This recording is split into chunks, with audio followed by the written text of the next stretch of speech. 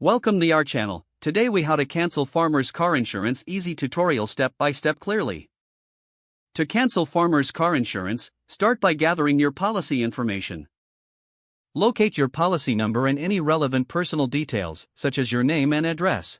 Visit the farmer's insurance website or open their mobile app for easy access. Log in to your account using your credentials. If you do not have an account, you may need to create one or contact customer service directly. Once logged in, navigate to the policy section of the website or app. Look for options related to policy management or cancellations. Select the option to cancel your insurance policy. Follow the prompts provided on the screen to initiate the cancellation process. You may be asked to provide a reason for canceling your policy. Review any outstanding fees or final payments that may be required.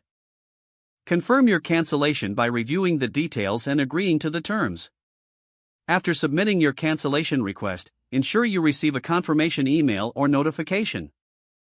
If you prefer a more personal approach, call Farmers Insurance customer service at their designated number. Provide the representative with your policy information and request to cancel your coverage. Take note of any cancellation confirmation provided during the call. If you are due any refunds, ask the representative about the timeline for processing. Keep all records of your cancellation, including emails and call notes, for future reference. Finally, ensure that you have secured alternative insurance coverage if necessary. If the page does not load, refresh the browser or try again in a private or incognito window. Make sure you are using the correct email address, then retype it carefully to avoid small typos.